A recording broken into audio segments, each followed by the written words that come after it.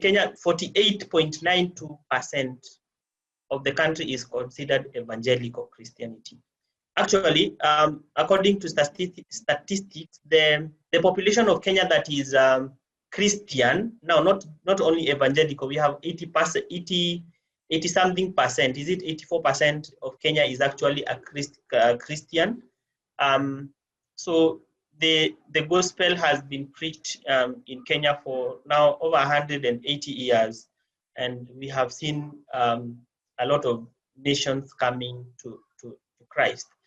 Now, at the same time, the other reality is we still have several people groups in Kenya that are still unreached. Now, a typical Kenyan knows that we have about 45 tribes in Kenya, but very few of them can list more than 10 to 15 tribes in Kenya offhand.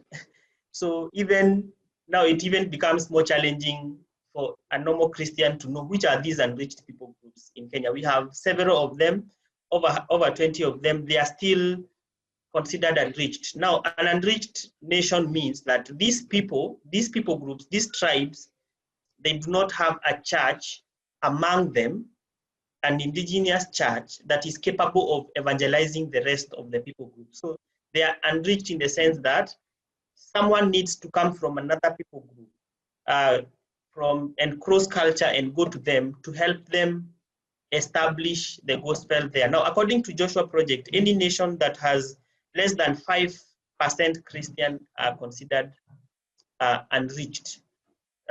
The reality is that there may be some Christians in that people group, but they are so very few. They are very few in terms of they don't have capacity to evangelize the rest of the people group, both in terms of their numbers, but also the resources to evangelize the rest of the people group with the gospel. So we have over 20 of them. Think about the Swahilis, think about the Somalis, think about the Ormas, think about the Sakuyes, think about the Waliwanas, think about the Wata, and most of these people groups are along the coastal region of Kenya, at the river counties, and the northeastern part of Kenya.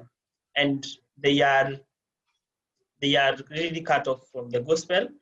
And there's some effort going on to reach some of them, but it's not, the effort that is going on is not sufficient. In terms of, when you look at the church in Kenya and the capacity that we have, we could do much, much more. And now, as I was sharing in that post that you saw, is that I was just doing some quick arithmetic to just jog people's mind that the 48.92% evangelical Christians today, that is about 24 million evangelical Christians today.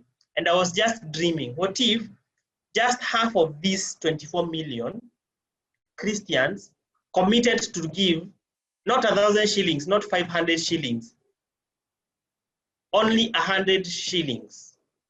And my mathematics was showing that that would be enough money to support 12,000 new missionaries every month with 100,000 shillings as a salary. You can imagine that would be so good.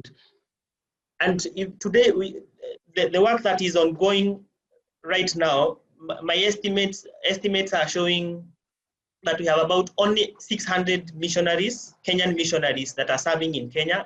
We don't have data, sufficient data to know how many Kenyans are serving outside Kenya. So you can imagine we have capacity to support 12,000 missionaries if half of us are giving 100 shillings every month. But the whole church in Kenya today, we only have about 600 missionaries. I don't know what percentage that is. And so we have more capacity, we have more resources than we need to evangelize the world today with the gospel, and starting from the country. Of course, this information also it cuts across the whole world. It cuts across our country, Kenya, because it goes to it goes to the whole world in terms of if we look at even the money that we get. Money is just one of the indicators of mission, but it's one of the best indicators to show where the priority of the church is. And you look at the budgets of the churches and the budget of even individual Christians, it shows that we have very little space for mission in our lives.